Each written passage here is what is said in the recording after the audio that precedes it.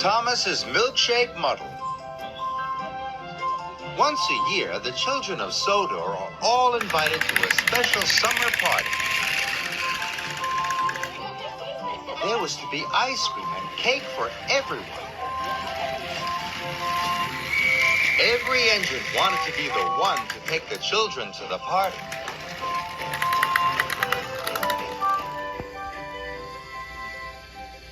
On the day of the party, Sir Topham Hatt came to Tidmouth's sheds. Thomas hoped that he would be taking the children. But Sir Topham Hatt chose Emily.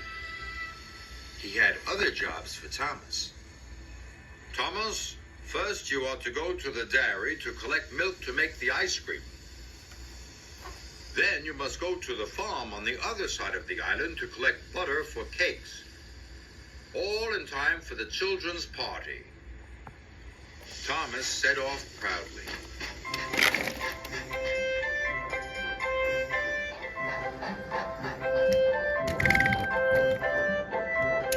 When Thomas arrived at the dairy, the manager told him he was to take the milk churns to the ice cream factory. "You have to go very slowly," he told Thomas. So Thomas steamed carefully away.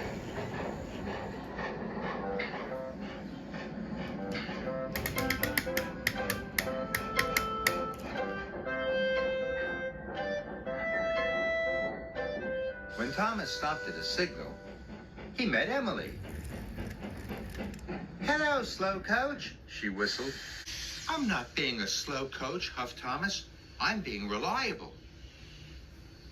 "If you weren't a slow coach," Emily sniffed, "Sir Topham Hatt would have given you my job. I'm fast and I'm reliable. That's why I'm taking the children." Emily looked very pleased with herself. This made Thomas cross.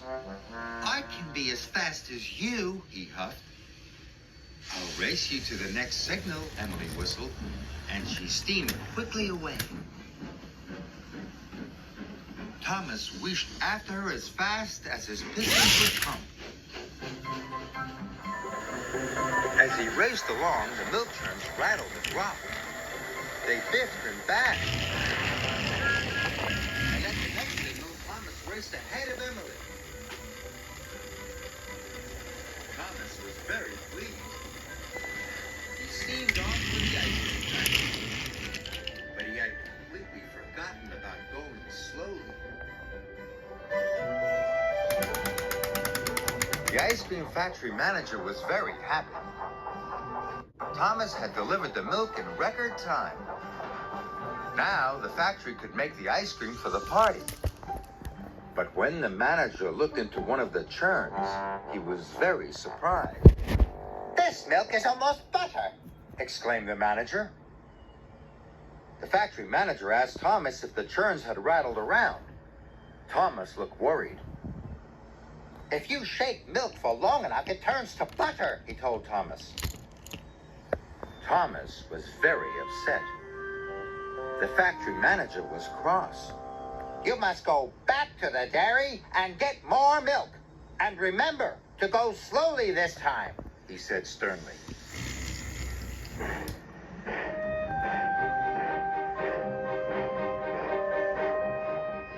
Thomas steamed back to the dairy as fast as he could.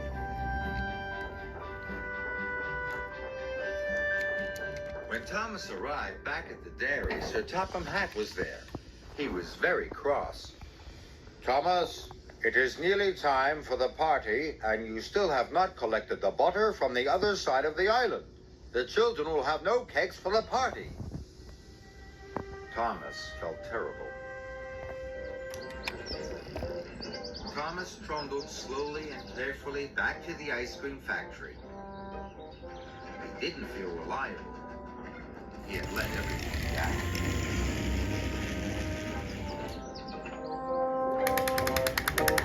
When he finally arrived with the milk, the manager told Thomas to take the old churns back to the dairy. But suddenly, Thomas had a better idea.